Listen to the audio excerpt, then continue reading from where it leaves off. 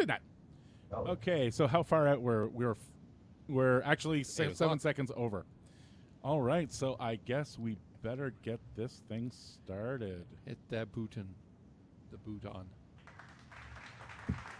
Recording live from the E. Haley Memorial Studios, straight out of Almont, Ontario, it's time for This Death Clock Has 60 Minutes, your one and only weekly Warmahordes news broadcast. It's 8 p.m. Wednesday night, the beers are cold, the news is fresh, and the death clock starts now.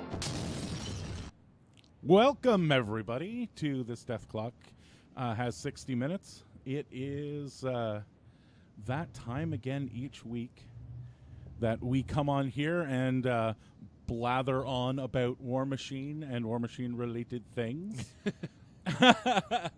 Yeah. Even so when, can you tell that Mark that Will isn't here? Yeah. I can tell. Yeah. even when Will's not here, we still get that lovely voice for the intro. Yes, he recorded himself for us. I know I might be shattering a lot of preconceptions here. That Will just does that live every week, flawlessly. Flawlessly, yeah. If there's something he does flawlessly, it's that. Yeah. Be pre-recorded. So, Jesus Christ. Welcome everybody. I guess I should introduce us. Going off the rails already. Wait, there were rails? Shit, I should have been paying attention. We should have gotten on those earlier. To start with, yeah. Yeah. So I will start off as we always do with the person on my right. Wait, what are you supposed to be? Are you Ringo? Are you... No, Will's not here, so I'm just going to be who I fucking want to be. Okay, who do you want to be this time? Yeah, I'll be Ringo. I don't know. God damn it. So I don't know anything else. I don't know anything else. I guess the Ringo to my George. Sure. That George and that Ringo. even kind of makes sense. Yeah, the two most important members of the Beatles. We have Maelstrom. Say hi to everybody, Maelstrom. Hi to everybody, Maelstrom. Oh, my God. Yeah. Good night, Gracie. We are lucky enough to have joining us one Marc Andre. Say hi to everybody. Hey, guys. Although I wouldn't say that you guys are lucky, but well, I'm happy to be here regardless. Well, we are absolutely happy to have you here. We are happy to have you not only here, but we're happy to have you in this game. I'm George, Semi-Auto Magic. Missing in action here today is our own Mift Gorax. Yeah. He is at home with a wife whose brain is trying to escape through her ears or something. Something like that, yeah. Yeah, whatever it is, it's not good. We just get him back from the Amazon, and Yep. I was surprised he didn't get like that weird little fish that like swims up your penis Yeah. or some kind of like horrible bug that's trying to crawl out of his eyes or something. We don't know for sure. I'm keeping a close eye on him. Just in case. Because I just don't know. Just in those case. Things take a while, Yeah. Gestate and show their symptoms. That's right. But I figured that something horrible like that would have happened, but it turns out he was back fleetingly, and now he's gone again, as he is wont to do. Alrighty, so like we do at the beginning of every episode, we're gonna do a little what was our week in War Machine. So Jason, how was your week in War Machine? What'd you play? It was a really good week. I went to a tournament in Kingston on the weekend with actually Marc Andre was there as well. Nice. Yeah. It was a really good tournament.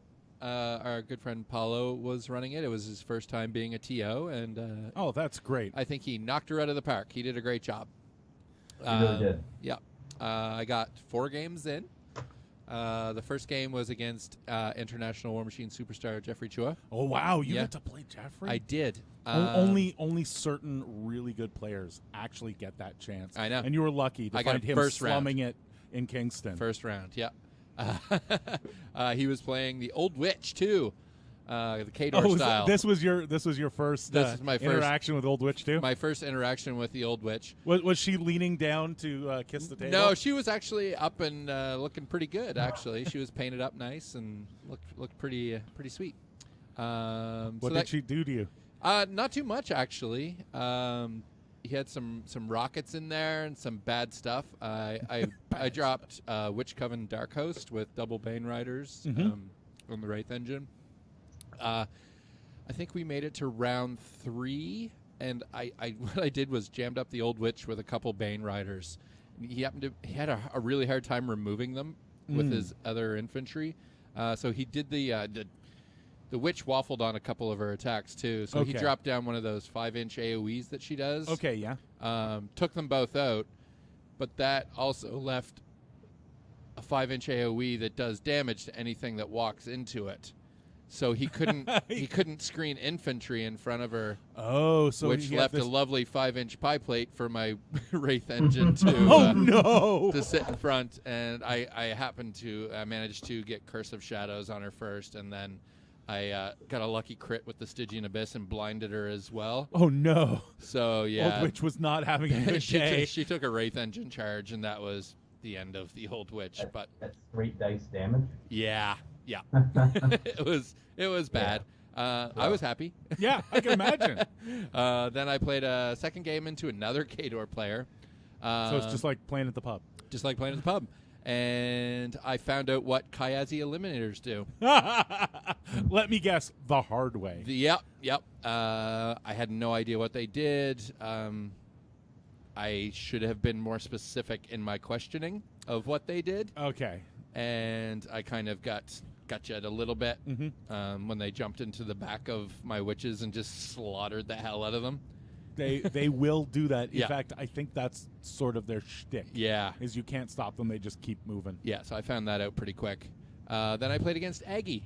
Oh, wow. Famous wait. Agathia. Aggie played a game? She did. She was playing games all day. She had her trolls out. I am confused. Yeah, so being somebody from we don't play a lot outside of our usual like 5 or 6 players. Yeah. And nobody around us happens to play trolls, or I don't get to play trolls very often. I think the last time was a year ago. So she dropped Madrak 1 and new Madrak 1 too. New Madrak 1, and on the way, on the way there, Chris Aubin and Mike Bilak and myself had been talking about trolls a bit, and they were like, just prepare for high armor. So I was like, okay, sweet. So I was like, Dark Host will take care of that. That was a bad idea. That was when a you bad found out idea. that trolls are deaf, what, 16? 15 and 16. Ooh. I was like, Banes can't hit that. That's a problem.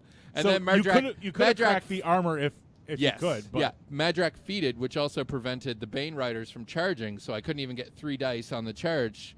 So even then, it was still like 9s to hit, and yeah, I just got raffle stomped hardcore that game. Ouch. Yeah, so my entire game plan there was to try and jam her up to the point where she just clocked herself, which almost worked. She had 2 minutes left on her clock. Oh, no. And then she just scenarioed the shit out of me. But it was still a fun game. Aggie's a great opponent, and it was really fun. And then her hubby Ben was my last game. Oh, wow, you got to play all of them. All of the, yeah. I got the Kingston... Kingston experience? The Kingston experience, yeah. Ben dropped Morvana 1, and I dropped Denny 1, Scourge of the Broken Coast. And Ben, I think by the 4th game, both Ben and I's brains were just leaking out their ears. Yeah, so Ben took like a 40-minute turn trying to kill like a ton of Statixis, and didn't really kill that many. So he just ended up clocking himself. But oh no! It was a lot of fun. Then I played a game at the pub on Monday. Against Kador. Imagine that. So I just dropped Dark Host again, and yeah. I don't think pub games should count this Monday. Probably not. It was our Christmas party. Yeah, we were all pretty inebriated. Yeah, so. All through the year they take a small portion of our bills at the pub, which can be significant depending on how drinky we get. Yeah. Which meant that we had like $100 a head or something because there was. Just to drink up, each, something like that. Yeah, So, it was a lot. yeah, it was a Wow. lot. So, Mark, how was your tournament, and how was your week in War Machine? I know you've been playing 1,000 games a week right now. Well, yeah. So I started playing again 12 days ago. 12 days? Yeah. So 12 days ago, and I'm 13 games in. I went to Kingston for the tournament. Of course, I saw Jason there. That was cool. Yeah, I brought Signar, and surprisingly, I've been playing a lot of Siege 2. He's actually a really sweet caster in like with Gravediggers, right? Which Signar is new team list. Mm-hmm. That's all. I saw some CID, I guess. It's been a lot of fun. Really strong too. Played first round to Alain, who was running Alain Wright. I guess Elaine is the name. But anyway, he was playing TDH2. I'm sure you guys have seen it with like the two turtles and like all the big battles. Yeah, the double derp turtle. Double derps. Yeah. So I was lucky enough to go first, and I think he sort of like sent all of his, just basically ran everything into Siege's threat range. And Siege is the caster in Signar who, unlike most Signar casters, he can really like speed up his army and help them deal extra damage. Yeah. So that one went pretty well for me. So then my next 3 games were all against people from the Ottawa region, which is kind of funny. I played against Aled and got to experience Dark Host in Spread the Net, which is a scenario that probably needs a bit of work. That was his. Yeah. That's his double Banes, double Double Wraith engine. engine. Double Wraith Engine, Scar Yeah, 1. and stuff. Yeah, so it probably needs a little bit of, because like I think I definitely could have played it differently, but the scenario pressure was real, and I didn't really prepare for that. So yeah, he ended up winning on scenario 5-0 by top of 3, honestly.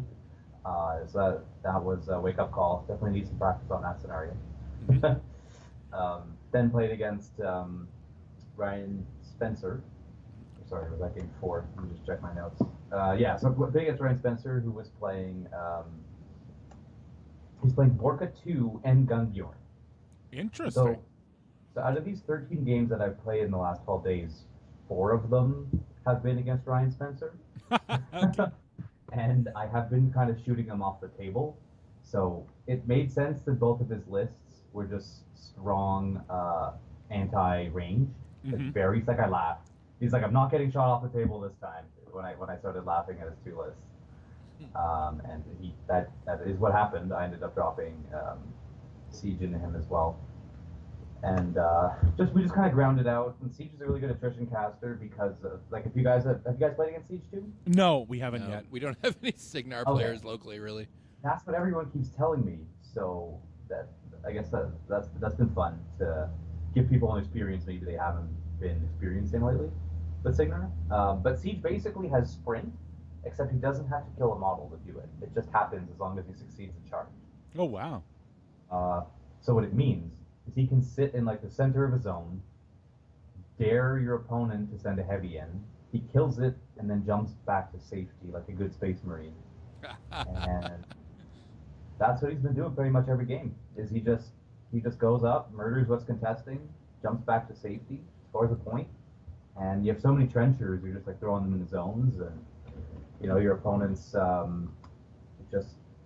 Anyway, he just really plays a really grindy game, and so playing against Borka 2, it went well for me. I did forget about countercharge during one of my reposition moves, and that was rough, but it happens. And then my last game was against Mike Bilak, who was also playing Signar in the Striker 1 double Stormwall list. So two armor, 27 Stormwalls. That's a thing. Unfortunately, that's only true if one of your Stormwalls doesn't explode on top of 2.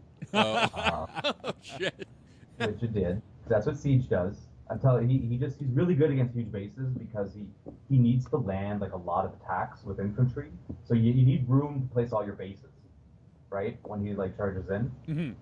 So anyway, so he's great at killing huge bases. Just word of the wise. That's really his bread and butter. So so anyway, so one exploded. And from there, I mean, Striker has such a low volume of attacks anyway. He just couldn't really deal with the million trenchers. Nice. Well- Yeah, that was the tournament, and the rest of the weekend's been great. I mean, the Ottawa guys have been really great, super welcoming, as they always were, honestly. Got a couple games in last night at Out of the Box, and yeah, it's been great. Now Good to be back. this actually kind of leads into the news, but are you looking at, now that the Blockhouse has released today, are you looking at incorporating that into your list? I did see it at the store today, and I was tempted. I am a little skeptical that it's kind of got like the Mark II battle engine treatment, Mm-hmm. and that they're really, it's the first one. The Storm Strider was the first battle engine, so they're doing the Signar first kind of deal again. But it doesn't boost, it doesn't score because it's none of the types. Because there's only one scenario where it could score if it had the ability to. Yeah. The standoff, but it doesn't score. It contests, which is nice. You should probably never be giving up a point on your own zone in standoff when you've got that thing in your list. Yeah. Or I mean, if you do, you already lost anyway. Yeah. But it's the lack of boosting and the short-ish range for something that's stuck on the AD line forever has me skeptical. You don't think the recursion and the trenches is enough? I think it's good. It's definitely not bad. And I'm sure you'll be happy in some games where that spot had no terrain on it, and you just like, oh, here's cover for all my stuff. Mm-hmm. It's 14 points, you know. That can't move. That can't score. It does contest two flags in 2 additional scenarios: spread the net and outlast. Yeah. I think maybe outlast. The other one where you've got the flag up close to it. Yeah, so it is relevant for half the scenarios, which is cool, but only if you go second. Yeah. That's important to note. Yeah. And I think Gravediggers, which is where you're going to play it, often wants to go first if it can.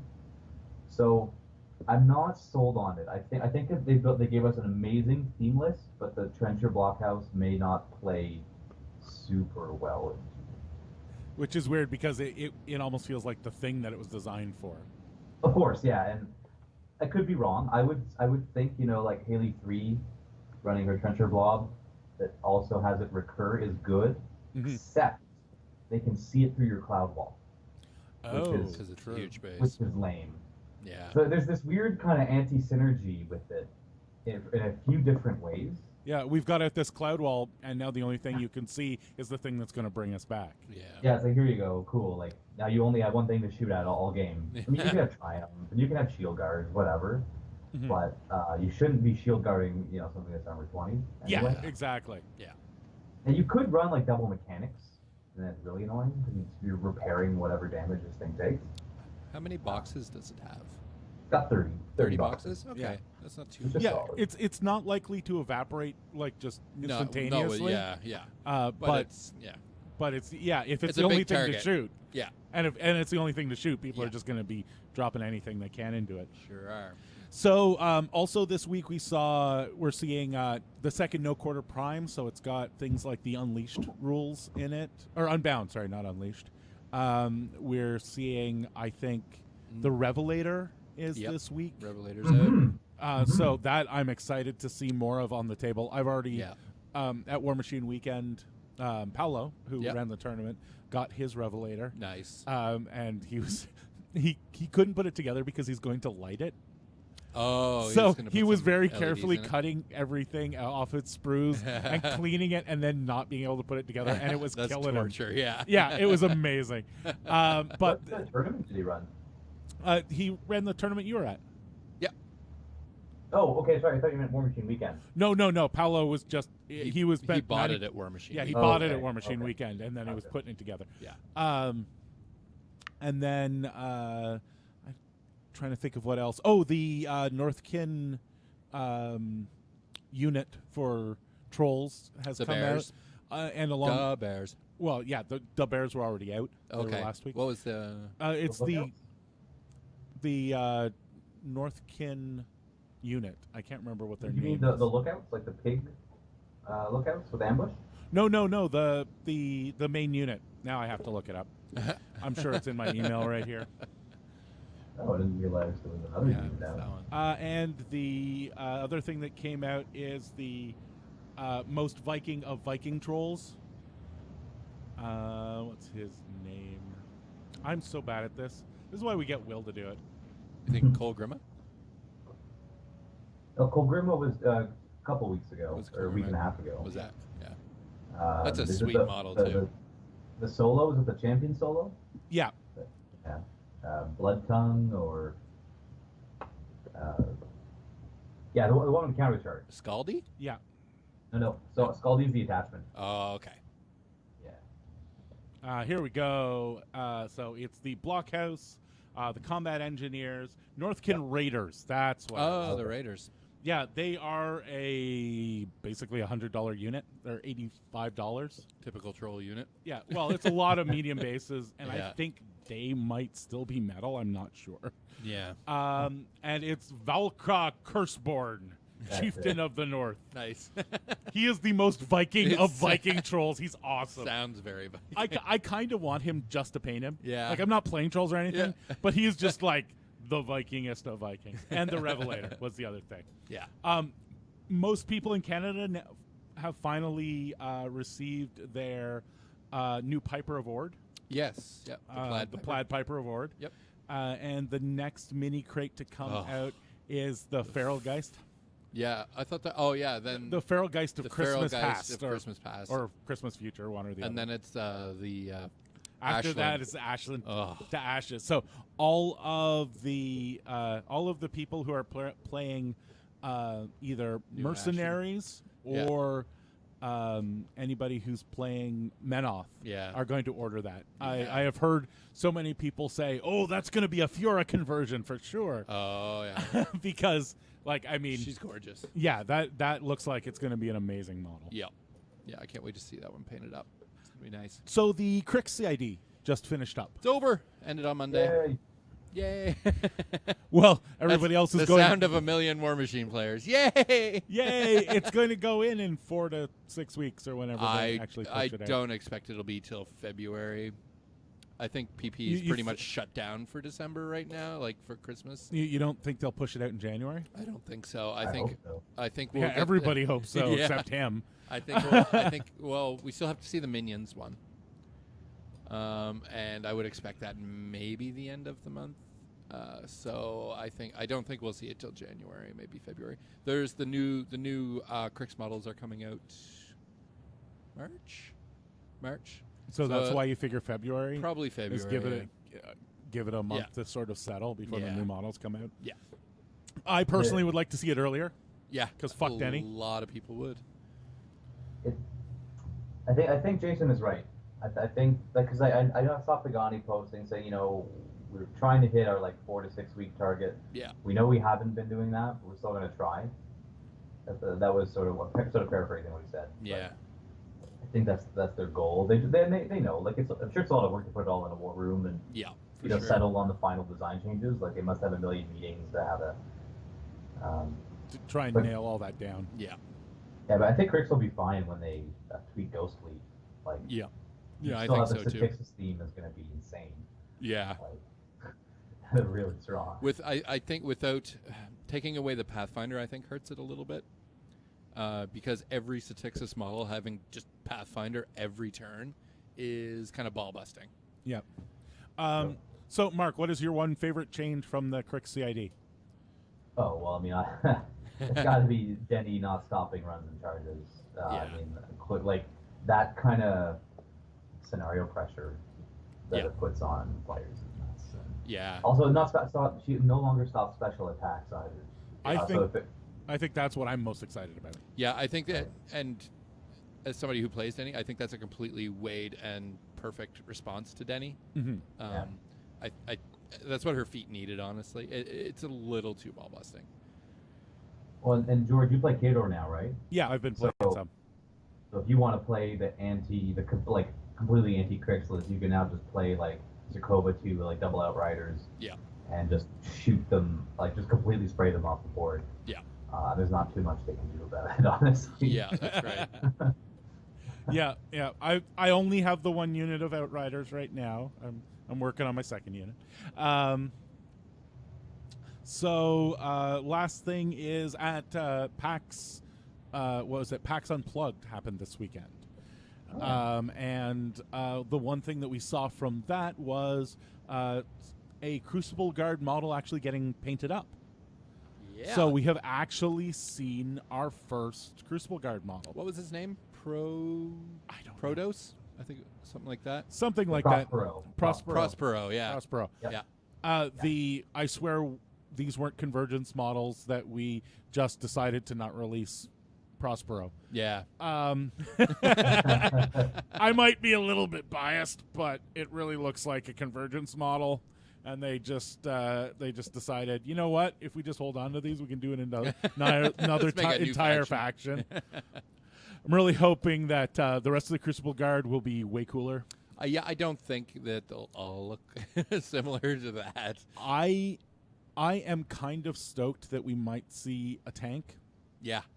and I personally would like to see it as a heavy and not a battle engine. Ooh. I would no, like. Thank you. No, I would like. That sounds, I want to that sounds see. horrifying. I want to see them not have jacks. Now, I say this, and we already know there's a Crucible Guard jack, because one of the mercenary jacks Yeah. got in War Room already showed up as a Crucible Guard jack. Yeah. So we know they're going to get Crucible Guard. We already know that Yep. Crucible Guard is going to get jacks, but Yep. I would have loved to see them not have any jacks, and it's just all heavy weapons from them, like military vehicles, Exactly, trucks, yeah. and just Yeah, I think it's going to be weirdly a World really, War II stuff. Yeah, I think what Grimkin is to Hordes, maybe Crucible Guard will be to War Machine. Not like gameplay-wise, maybe, but just something different. The way that it reads on that jack, Mm-hmm. the way it says it can be used in a Crucible Guard theme force, even if it's not bonded to a Crucible Guard model, Yeah. makes me think that they're going to be a sub-faction of mercenaries or something, Yeah. as opposed to really being their own faction. Maybe. I kind of feel like they're going to be another Cephalix. Like Okay. I that see. that kind of feeling where they'll basically be their own faction, but they'll be small enough that they will just be within mercenaries or something like that. But bigger than Cephalix. I'm not sure how much bigger they'll be. Really? They I don't think need. they'll probably be a bit bigger than Yeah. You think so? You think there'll be another Grimkin release? Yeah, I think it'll be like a couple like heavies and some infantry and yeah. I think they're gonna have more than 2 casters too. I think Yeah. Cephalix set a pretty low bar, Yeah. That is true. That is Yeah. quite a low bar. It's a Even very- Convergence has 6 now. So. Yeah. I think they're gonna aim for like 5 or 6 casters per for those Yeah. limited releases. They haven't said so I'm really just speculating, but I would expect them to be bigger than Cephalix. Yeah. Yeah. I am continually surprised that we keep getting all these models for the big factions still. Oh, really? Yeah, well, I figured they would significantly slow down the big faction releases Mm-hmm. and concentrate more on these smaller factions, just because the big factions are bloating so badly, Yeah. and they have sort of built their reputation on we'd never retire models. Yep. So I would have thought that they would just spend time fixing the big factions and releasing new models for the sub factions, as opposed to continually releasing new models for the big factions and new models for the sub factions. It's the retailer bloat that we always talk about. You know, if you go into somebody who won stocks like Wizard's Tower or Out of the Box here in Ottawa, and Wizard's Tower has an entire island, both sides of it, that has War Machine, and Out of the Box, I think, has 10 or 15 feet easily of 10-foot high wall space. Yeah. That is all PP stuff. And when you have that many SKUs, I think they're in the middle of rebuilding their website, and I think they said it was something like 3,000 or 4,000 SKUs or something. It's a huge amount. It's Holy a crap. huge amount. Well, you got to remember, Yeah, it's a lot. it's a lot because every solo has their own SKU, Yep. and then most casters have at least a regular sculpt and an alt sculpt, right? And then you have alt versions of, like you've got the female junior and the male junior, and then the female Kayazi and the male or the female attacker and the male the woodsman. Yeah. Stuff like that, like Yeah. all these little alternates. So it's a lot. Yeah, it's gonna take a while.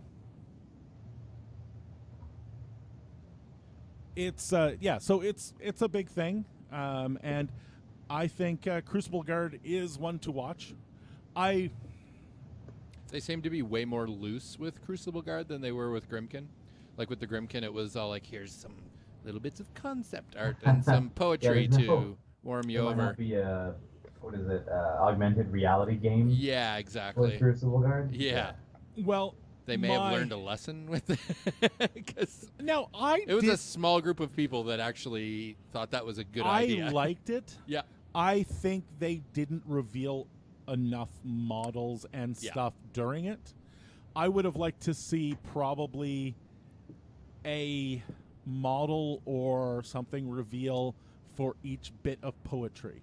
So when the Yes. person, instead of unlocking like a piece of art with all the good stuff blocked out, Yeah. I would have liked to actually see a model or maybe even a stat or two. Yeah. So something like, instead of showing us like a piece of concept art with the actual model blacked out, Yeah. maybe just a close-up of a weapon and underneath it says POW 19 Grievous. Yeah. Something. Like that type of thing. I think. 19 Grievous. Yeah, I know. Eh? Jesus Christ. You're dreaming big, George. I Oh, like it. when you're gonna dream, you might as well, right? Yeah. Funny. So, Grievous doesn't matter if you just straight up fucking kill it. Yep. Well, I think I've wasted enough of this cast just going through the opening stuff. Will would have had this all wrapped up in 10 minutes. So what we're going to do is move on to our roundtable. And one of the reasons that we got Marc Andre on today, despite the fact that he is a wonderful player and fun to have on the cast, is also because you recently took a break from War Machine. I did, yes. And so we're going to open up the round table. The first thing we're going to talk about is why do we leave and why do we return? So, Marc, we'll start with you. Why did you decide to take a little hiatus from War Machine? I honestly was not super happy with where the game was. It felt like it wasn't the transition to from Mark II to Mark III was pretty big for me anyway. Like having played throughout all of Mark II, so what some of the issues that I've had with the game at the time was, you were sort of being shoehorned into themes, and let me finish because we still sort of are, but we had a limited number of themes, so it felt like a lot of your models weren't playable because they were like pushing you. If you wanted to play outside of theme, or if you wanted to you didn't want to play heavy metal, you didn't want to play Storm Division, there were a lot of models you couldn't play, and you were losing out on points. But the second thing for me, and again, as a Signar player, this is classic, I couldn't take my mercs. Yeah. You know what I mean? Like we have all these mercs that we want to play, and it just couldn't happen. So my plan was, they recently brought on Pagani, I stopped playing in early May, but I think he'd only been on the team officially for like 4 or 5 months. Yeah. I think he started around Christmas or December anyway of 20. Yeah, it's about a year ago. I think that's about right. Anyway. Yep. Point is, I knew that he was going to do good work, but that it was going to take some time. So I sort of told myself, all right, let's take a break and sort of give the CID time to work, give Privateer Press time to work, develop a new steamroller, because I was not happy with steamroller as it was in CID either. So I thought, okay, the game is in a pretty raw state right now, and I wasn't enjoying it, honestly. And I've taken a break before, not at this length, but sometimes it's good to take a step back, do other stuff. I was still gaming, obviously, but yeah, that's sort of why I took a break. That's in a nutshell. Yeah, I think those are all very reasonable. Not even criticisms, just observations of and a good reason to take a step back. Yeah, definitely. You're absolutely correct, I think, in that how raw the game felt at the beginning of Mark III. It did. Where a lot of people I hear talking about how we're actually just at the beginning of Mark III now. Now that all the themes have dropped and the big CIDs have washed over us, we're now actually sort of seeing a completed game, for want of a better word, as opposed to just a new game. Yeah. Does the game now that you've stepped back in, Mark? Does the game feel a little like? Have you noticed, even just in the last 12 days, I guess, that it feels more complete? For sure. So, Steamroller. So, like, what some of the big issues I had with Steamroller was you needed 6 or more to win on scenario. So bringing that down to 5, just a natural change and a welcome one, honestly. Yeah. So that has made scenario feel more winnable. I do feel like especially spread the net still needs some work. And unfortunately, that probably won't see any changes until July. Yeah. But I do I speak to TOs, and there does sort of seem to be like a soft ban for a lot of tournaments on that scenario. Yeah, we Like, I have never actually spoken to another TO about it, but I know I try and avoid it when I'm running an event. And you know what? Like, War Machine Mark II had that scenario. It had destruction when there were 4 objectives.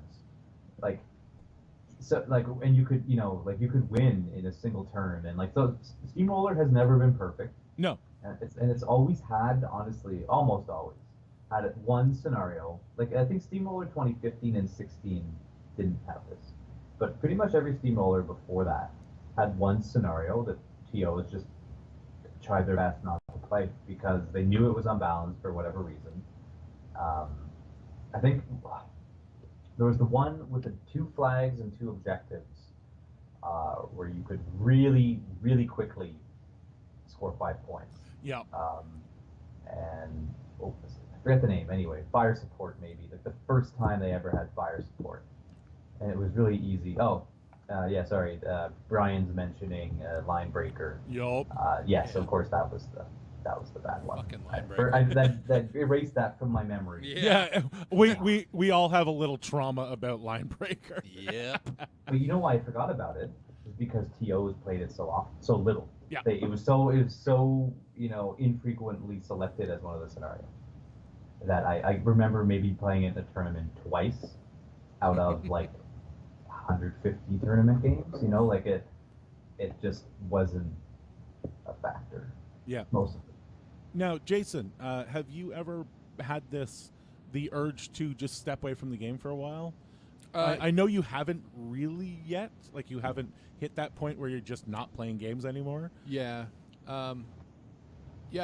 Like Mark, at the beginning of Mark III, I felt like the game was in a weird state. I didn't, as I voiced several times on this cast, I didn't enjoy themes. I didn't enjoy where they were. I didn't like being forced to take a few, because there was only 1 or 2 themes out at the time. And I love my character jacks and character war beasts. And it just didn't, the themes only worked with a couple casters. I couldn't, the restrictiveness, I didn't enjoy where the game was at that particular point in time. Mm-hmm. I didn't stop playing. I think I enjoyed it a little less. Okay. Now I absolutely love the game. I honestly can't get enough games in a week. I'd love to be playing every day if I could. Yeah. Because I love where the game is right now, and I think it's a lot of fun. But yeah, I like Mark said, at the beginning of Mark III, it just didn't feel whole to me. It felt like a game in flux and not in a good state of flux. Not in a good state of flux. Yeah. I had a similar kind of step away moment, but I was the opposite. I stepped away from running events. Oh, yes, you did. So, a while back, I spent 6 months rekindling my love of the game by stepping away from running tournaments. I just basically said to the locals, here's the keys to the castle. Yeah. You guys do your thing. I'll be around if you need to ask questions or anything, but I'm just a player now. Yep.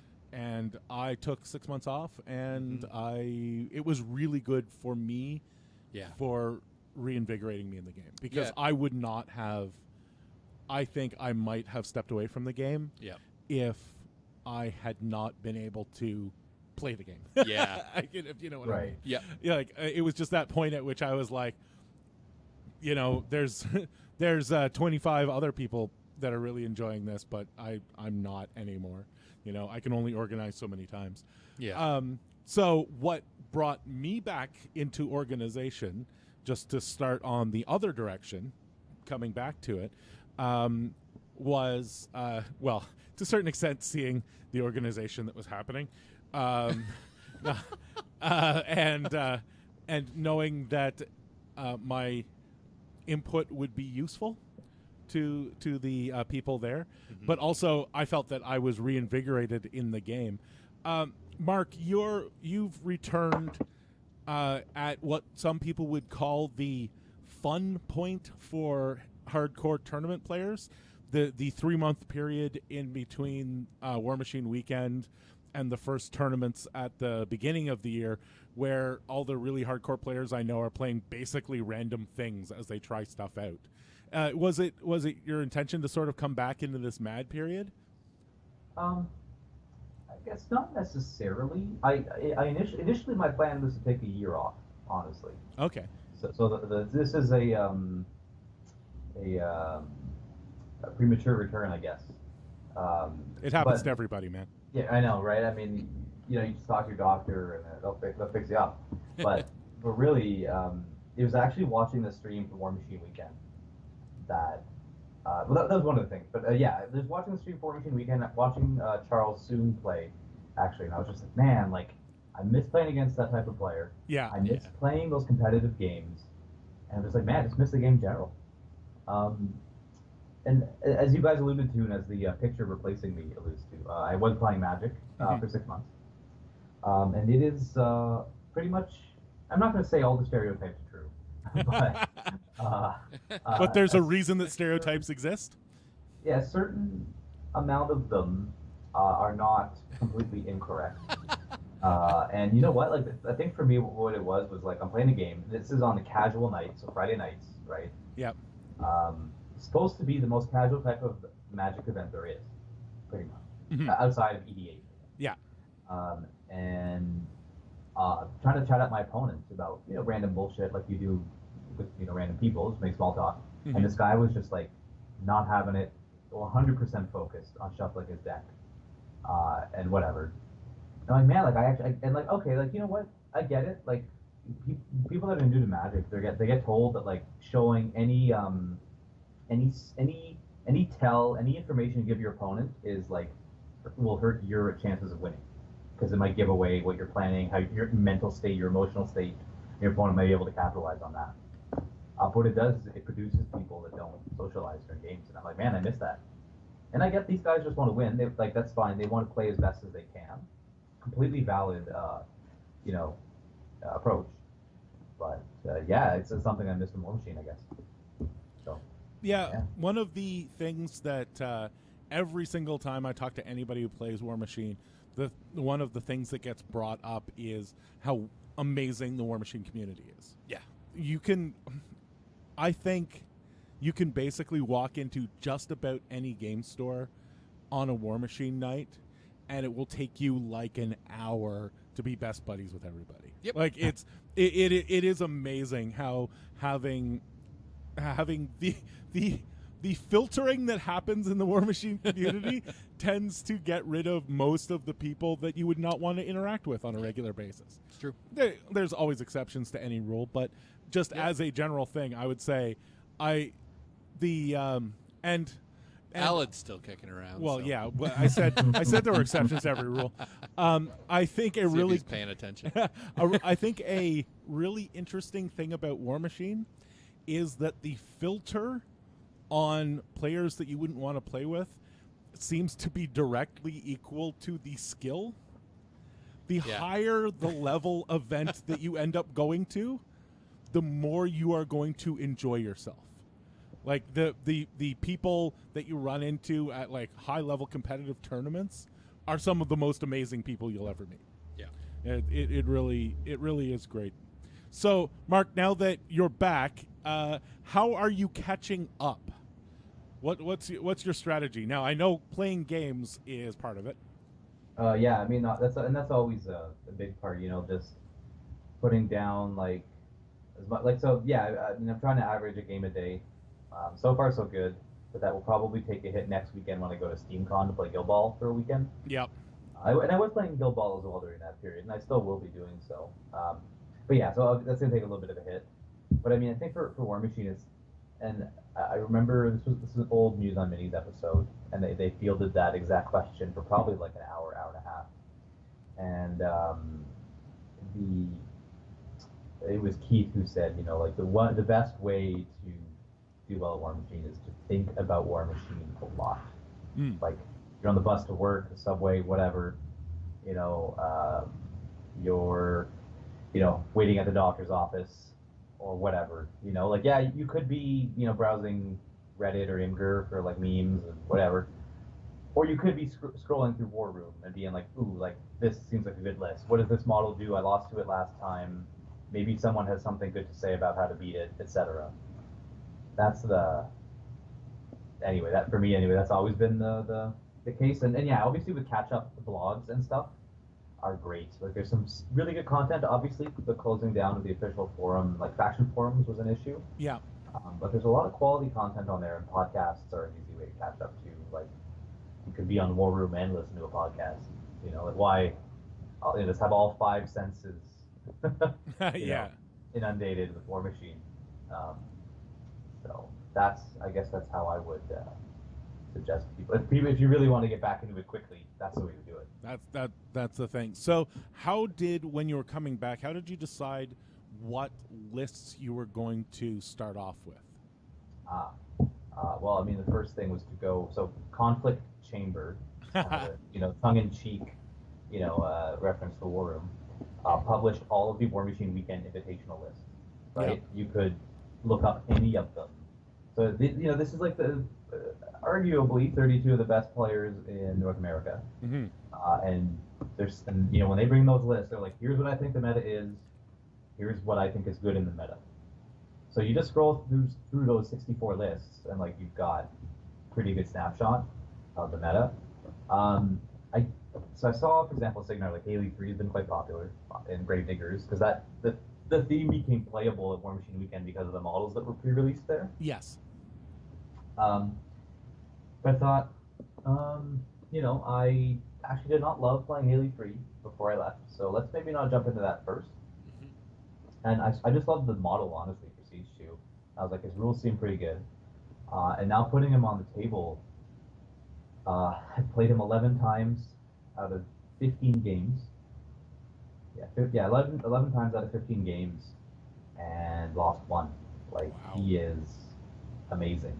Like, he's super good. And I would argue the game I lost was, like, 95% in my favor anyway. But, I mean, obviously that happens with dice. But the point is that he's an extremely strong caster, super versatile. He loves getting into the thick of things and killing heavies. And when your caster is killing heavies, that lets the rest of your army score points. Yeah. Like, it lets the rest of your army kill other stuff. So, I got the impression that he was good, despite him being really weird for a Signar caster.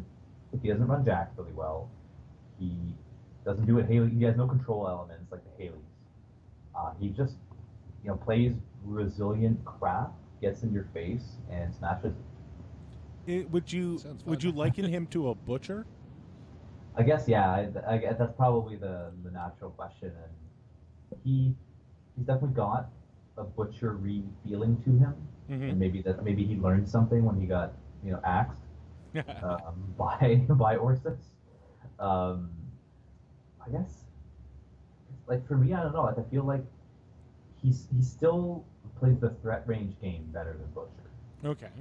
And that's the thing, like, Signar doesn't really get to do with their entire army in melee. Yeah. Yeah. I So see Jason whispering there. no, we're fine. No. We were just talking about my time management skills and how bad they are. We're just gonna skip the So- focus section for tonight. It wasn't that good of a focus section anyway. What was it though? Now I'm curious. I didn't get the show notes. Dealing with errata 101. Yeah. Oh. So I can encompass it for you right now. Go to Privateer Press's website, read the errata document. Then go download Like- the cards right Yeah, from their website. you're done. Game over. So you pick Siege as your one list. As we all know, almost everything is dyad right now. Is so running two lists.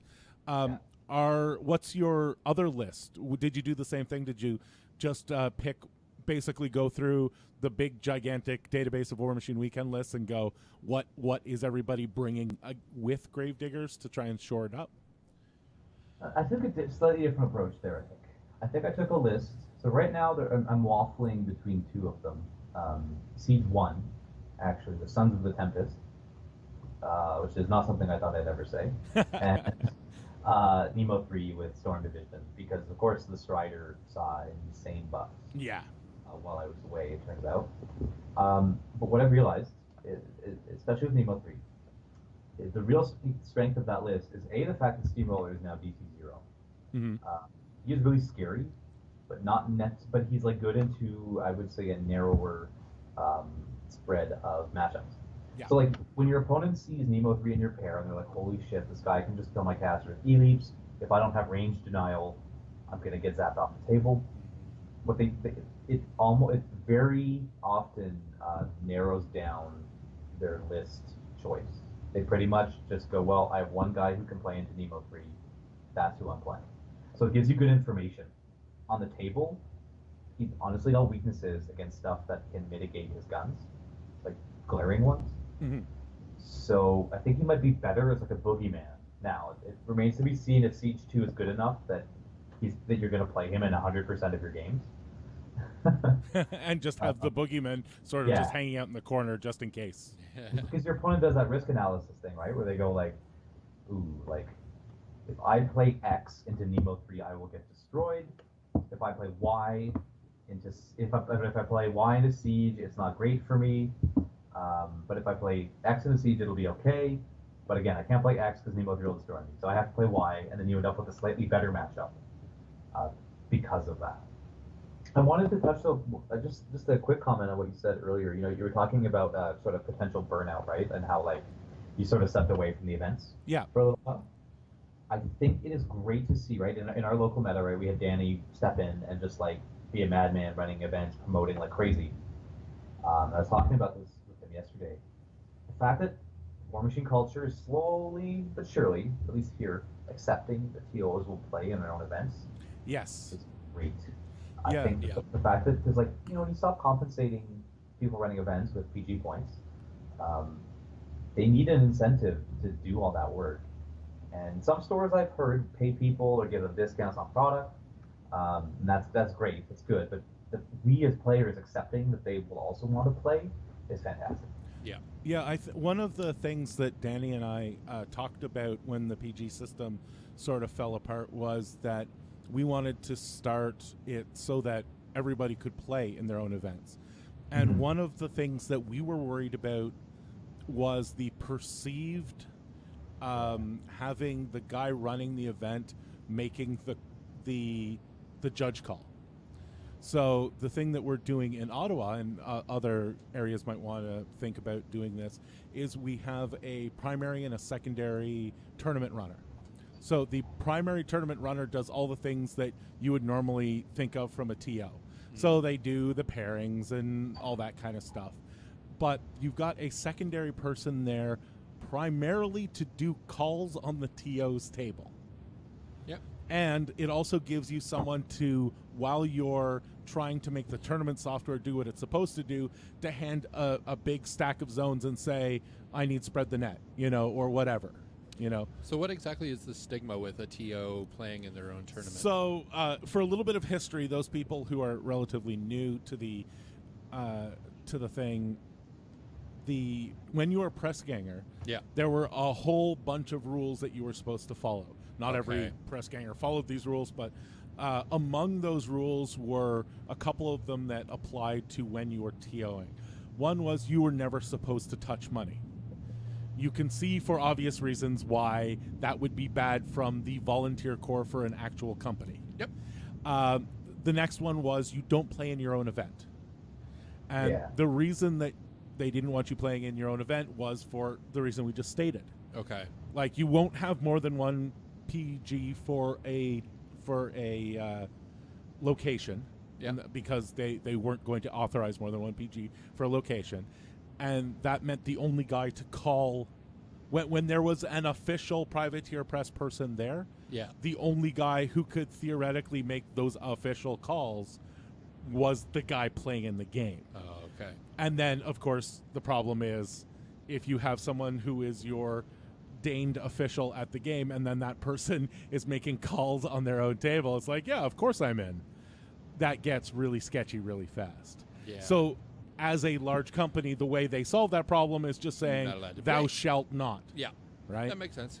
And those of us who signed up to be PGs, we knew about those things ahead of time. Yeah. And that was fine. But the ability to have people playing in their own tournaments makes it so that we want to come out to tournaments. Yes. You know, we were being bribed by PP with both a quote-unquote standing in the community along with a very small amount of product at the company store. Yeah. Now that nobody's bribing us like that, the only thing making us come out is to help the community, and if we actually get to play in the events, then we get to have the same experience that we're giving for everybody else. Yeah. And you know what? And there's that comment there from Pseudo by, you know, and I agree that I think you're insane if you're questioning the integrity of the people we have running events in Ottawa. I think you're just being completely wrong and laughed out of town. But it's more about the perception. Like, I don't think that would ever happen. Yeah, but exactly. Being able to go and say, you know what, like, we don't even want you to be able to think that maybe is great. Like, it's holding yourself to that really high standard, and it's great. Yeah. And Sudabite, you're lucky enough to play in Ottawa, and as I keep telling everybody in our meta, Ottawa is an anomaly. We get to buy stuff at US MSRP in Canadian dollars. You have TOs and you have events. Sometimes, like coming up in the next little while, you have an event every weekend.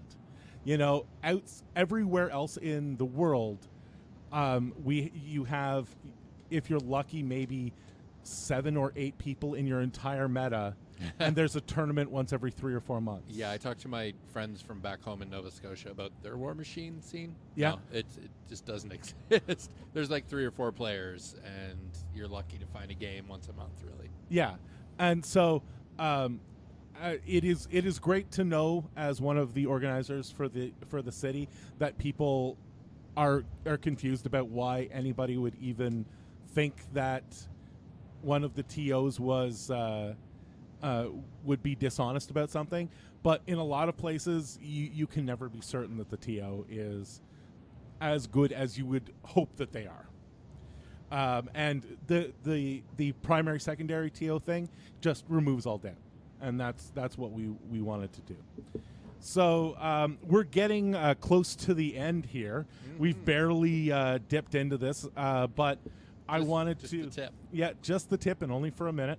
I wanted to give Marc a little bit of the floor here. If there was any other stuff that you've seen when you've come back to War Machine, or any advice that you'd like to give somebody else who is coming back to War Machine. So they've heard our cast. They're like, yeah, I remember War Machine being awesome. I should really get out and play some more games. Any sort of last tips that you would give them? I'd say, focus on why. Like, if someone who's taking a break or what have you, focus on why you started playing in the first place. For me, it was power attacks, honestly. But yeah, focus on what you enjoyed about the game, and don't get too hung up on.